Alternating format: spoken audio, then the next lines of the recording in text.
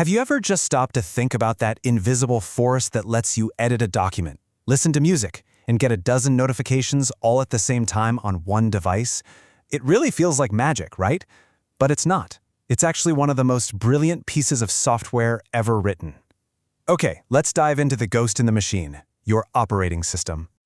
I mean, seriously, think about it for a second. You have one computer with one central brain, the CPU, and yet it's somehow juggling countless tasks flawlessly. How does it pull all of that off without just crashing and burning? Well, that right there, that's the huge fundamental problem that every single operating system is designed to solve. So at its core, the operating system, or OS, is the master conductor of the whole orchestra. It's this essential layer of software that sits between your apps, your web browser, your music player, and the actual physical hardware, all the chips and wires inside the box. It's the ultimate middle manager, making sure everything just plays together nicely. To wrap our heads around this, you can basically boil down its immense responsibilities into three main jobs. First up, virtualization. It creates this awesome illusion that every app has the computer all to itself. Next, concurrency.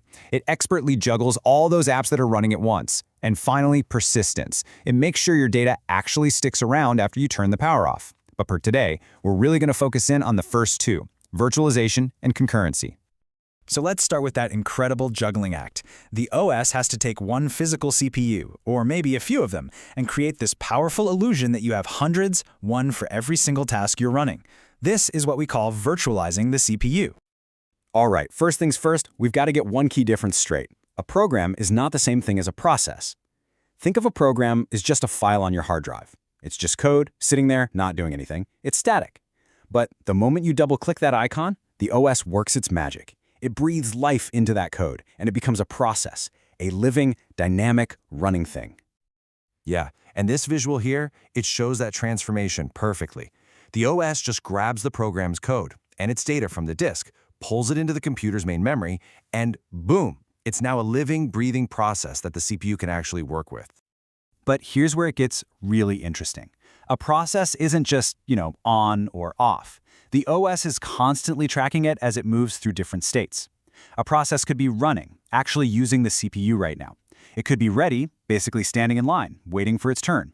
Or it could be blocked. Maybe it's waiting for you to type something or for a file to finish downloading. Juggling all these state changes is a massive part of what the OS does all day. And that leads us to the million-dollar question, right? If you've got dozens of processes all lined up in that ready state, all wanting to run, but you've only got one CPU, how in the world does the OS play fair and give everyone a turn? How does it create that magic trick of multitasking? Well, the answer is this absolutely brilliant trick called time sharing. You see, the OS is just insanely fast. It lets one process run for a tiny fraction of a second. Then, bam, it stops it, saves its spot, and lets the next one go for a few milliseconds. It switches back and forth so incredibly fast that to us, with our slow human eyes, it looks like everything's running at the exact same time. It's a total illusion. This lightning-fast swap has a name. It's called a context switch, and it's like a perfectly choreographed three-step dance. First, the OS saves a perfect snapshot, the context, of exactly what process A was doing. Then it loads up the snapshot that has for process B. And finally, it tells the CPU, okay, you're up. Pick up with process B right where it left off. This happens hundreds, even thousands of times every single second. But how does the OS just butt in and stop a running process? It can't just politely ask. It actually gets a little help from the hardware itself. There's this little thing called the timer chip, and every few milliseconds, it sends out a signal, an interrupt. This signal acts like an alarm clock that forcibly stops whatever process is running and hands control right back to the OS. It's a really clever team-up between the hardware and the software. Okay, so the OS is juggling processes on the CPU. But wait, there's more. It's not just about CPU time. Every single one of those processes also needs its own private workspace in the computer's memory. And this brings us to the second huge job, virtualizing memory. And this is where we hit a major problem. See, every single program is a little bit greedy and wants to believe it has this huge, wide-open, private memory space all to itself. But the reality is a single, kind of cramped, shared pool of physical memory that everyone has to use. So the OS has to be this master diplomat, maintaining the illusion for everyone while managing the chaotic reality behind the scenes. The solution? Oh, it's another stroke of absolute genius. It's called paging. So what the OS does is it takes that perfect private memory space that each process thinks it has, its address space, and it just chops it up into these small, bite-sized, fixed chunks, and we call them pages. Yeah, just like pages in a book. Okay, get ready, because this slide right here is the aha moment. The OS takes those virtual pages and basically plays a game of Tetris, finding empty slots in the real physical memory to drop them into. We call those slots frames. And here's the kicker. The pages for your web browser don't all have to be next to each other. They can be scattered all over the place. The OS is the only one that knows the secret. It keeps this secret map, called a page table, to remember where it put everything. So when your program says, hey, I need the data at address 1000, it's talking about its own private virtual address. The hardware, in an instant, grabs that secret map from the OS and translates the program's virtual page number into the real physical frame number where the data is actually sitting. And this translation happens billions of times a second, for every single time your computer touches memory. All right, so we know the OS can switch between all these processes. But that just opens up a whole new can of worms. How does it decide who gets to run next? This decision is made by a special part of the OS called the scheduler, and man, does it face a dilemma. Yeah, see, there's no magic bullet here. There's no single best way to do this. Just like this quote says, the right strategy totally depends on what you're trying to do. Are you trying to make a big video render finish as fast as humanly possible? Or are you just trying to make sure your mouse cursor doesn't get all jerky when you move it? Because guess what? Those two goals are often fighting each other. Just look at this. It's like a supermarket checkout line. On the left, we've got a first-come, first-served rule. But job A is that person with 3 overflowing carts. And poor little jobs B and C, who just have a carton of milk, are stuck waiting forever. We call that traffic jam the convoy effect. But now check out the right side. What if we let the express lane go first?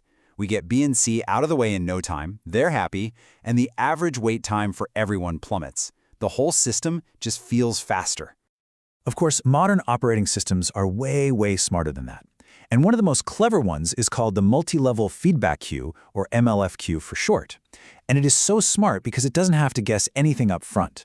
It actually learns how a process behaves as it runs.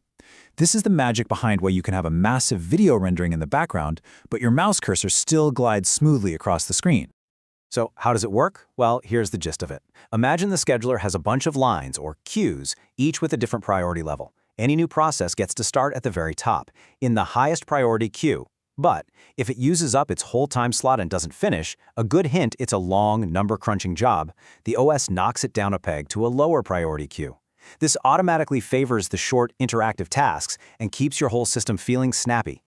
So when you step back and look at it all, we've seen how the OS pulls off these amazing illusions, managing both the CPU and memory to make our complex digital lives even possible. It truly is the unsung hero of computing. I mean, the OS really is the master illusionist. It creates these virtual CPUs and private memory mansions for every single app. It's the ultimate fair but firm resource manager, making sure no one app can ruin the party for everyone else. And at the end of the day, it's the invisible foundational engine that makes literally everything you do on your phone, laptop, or server possible. So the next time you're using your computer and everything just works, everything feels smooth and instant, just take a second. Appreciate the mind-boggling complexity that's happening under the hood. Your OS is making billions of perfect decisions every day, billions of context switches, billions of memory translations, and it almost never gets one wrong. It kind of makes you wonder, what would happen if just one of those decisions went wrong? It's an incredible testament to the engineering that holds our entire digital world together.